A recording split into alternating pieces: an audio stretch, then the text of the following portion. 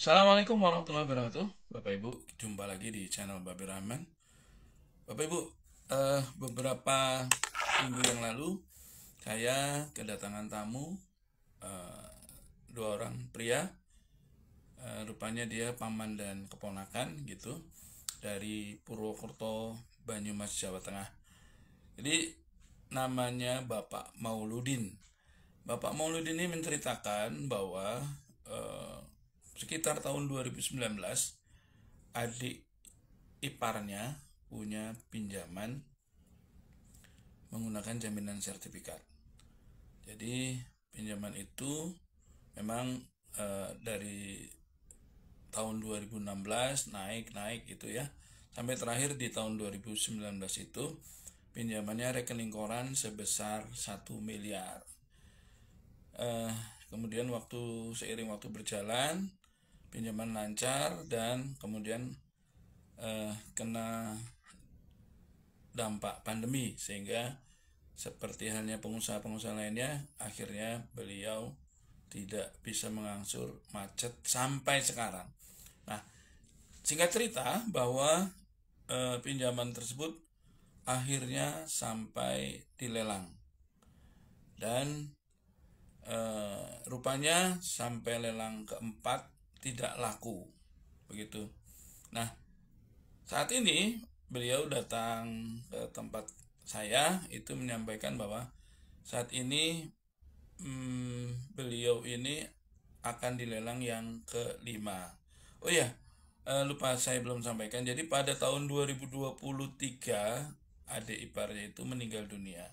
Jadi suami istri sudah meninggal dan hanya tinggal anak-anaknya saja. Nah, eh, rupanya yang datang bersama Pak Mauludin itu adalah anak dari debitur tersebut. Jadi singkat cerita dia minta bantuan kami untuk bisa nego pelunasan. Nah, setelah kami diskusi panjang, diketahui pinjaman terakhir itu 1 miliar. Kalau dihitung-hitung dengan macet dari tahun 2019 sampai sekarang itu ya mungkin sudah berlipat-lipat ya, pinjamannya sudah mungkin 2 miliar lebih gitu. Nah, beliau minta dibantu nego pelunasan agar jangan sampai dilelang. Nah, setelah kita tahu duduk permasalahannya, ternyata lelang yang akan dilakukan itu adalah lelang kelima dan itu lelangnya hanya 700 juta. Jadi kami sarankan agar yang bersangkutan tidak perlu nego pelunasan, tapi justru tinggal ikut lelang saja gitu. Karena dulu pinjamannya atas nama orang tuanya, ya tentu sekarang anaknya boleh ikut lelang. Daripada pelunasan harus bayar 1 miliar atau mungkin lebih ya, ada bunga, ada denda gitu. Mendingan ikut lelang gitu.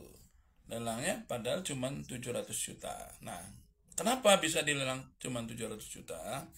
Jadi ada dua kemungkinan. Kemungkinan pertama, bahwa manajemen dari bank tersebut itu menduga bahwa jaminannya itu overtaksasi. Overtaksasi itu artinya penilaian jaminannya itu melebihi penilaian pasar saat itu. Istilahnya bisa dibilang di up gitu ya, penilaiannya di up sehingga melampaui harga pasar saat itu. Itu kemungkinan pertama itu. Kemungkinan kedua itu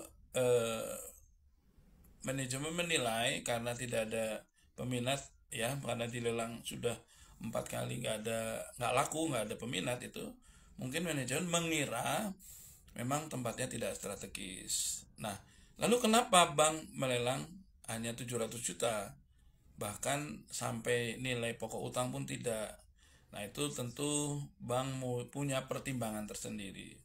Salah satunya mungkin pertimbangannya adalah daripada uang 1 miliar itu dari tahun 2019 sampai sekarang macet, lebih baik saya lelang walaupun saat ini saya rugi hanya dapat uang 700 juta, bahkan rugi 300 juta, itu jauh lebih baik daripada saya menanti yang tidak jelas.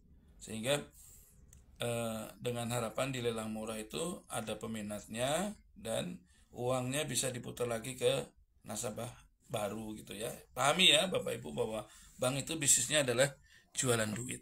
Nah, pertimbangan lainnya bahwa bank itu melelang di bawah pokok itu adalah karena bank tidak ingin masalah ini tidak ada penyelesaian. Nah, itu namanya lelangnya adalah lelang konkuren. Lelang konkuren itu adalah lelang yang tidak mencapai limit hutangnya. Nah, statusnya gimana kalau gitu terhadap debitur yang pinjamannya di lelang konkuren gitu? Ya berarti pinjaman dia tidak pernah lunas gitu, tidak pernah lunas. Jadi dalam kasus seperti itu berarti debitur tersebut selamanya di SLIK, di SLIK, di OJK-nya dia punya sisa utang yang tidak terbayar. Tentu bank juga tidak mungkin menagih ya karena sudah tidak ada jaminannya gitu, dan ahli waris pun tidak ada kewajiban untuk membayar kekurangannya. Tapi memang terhadap nasabah yang kasusnya seperti ini maka dia selamanya SLIK-nya ada catatan hutang yang belum lunas. Jadi kalau secara umum bila debitur tersebut mau utang lagi tentu itu akan menjadi kendala seperti itu. Tapi ini ceritanya lain, debiturnya sudah meninggal dunia. Nah, akhirnya singkat cerita Pak Mauludin itu ikut lelang. Pada hari H-1 beliau sudah mendaftarkan diri untuk ikut lelang gitu ya. Dan ternyata diketahui ada peserta lelang yang lain yang ikut gitu ya, bukan cuma dia sendiri. Tentu memang ini menarik ya kalau saya lihat dari appraisal yang dilakukan Pak Mauludin terhadap rumah tersebut itu appraisalnya 2,5 miliar. Sedangkan utang cuma 1 miliar. Kalau di lelang 700 juta pasti jelas keuntungan di depan mata. Seandainya aset itu tidak untuk dimiliki, artinya untuk dijual kembali. Nah, pada hari H, jadi penutupan batas lelang itu jam 9.30. Jadi Bapak Ibu biasanya lelang seperti ini kan close bidding. Close bidding artinya lelangnya tertutup. Antar peserta lelang tidak saling kenal, tidak saling tahu, tapi terhadap peserta lelang yang satu dengan peserta lelang yang lainnya itu dia bisa mengetahui tawaran tertingginya saja. Jadi misalnya ada peserta lelang 10. Jadi peserta lelang yang 10 itu nggak tahu sebenarnya ada berapa peserta lelang yang ikut. Yang bisa dia lihat dari link yang dia buka itu sebelum dia melakukan penawaran, dia hanya bisa melihat penawaran tertinggi saat itu. Nah, ini menariknya. Jadi sport jantungnya di sini. Beliau itu sebenarnya sudah bagus strateginya. Jadi dari H-1 lelang dia belum melakukan penawaran, ya tidak open bid, tidak melakukan penawaran. Jadi dia sudah daftar, sudah bayar UCL-nya. UCL itu uang jaminan lelang sebesar 20% dari 700 juta jadi 140 juta gitu. Kemudian sampai hari H dia tidak melakukan penawaran. Batas penutupan jam 9.30. Nah, dia jam 9.10 membuka penawaran di angka 728 dengan harapan dia akan memenangkan lelang ini karena dia ketahui sampai dengan hari H hanya ada satu peserta lelang lainnya dan dia belum melakukan penawaran. Nah, sampai jam 9.29 dicek belum ada penawaran.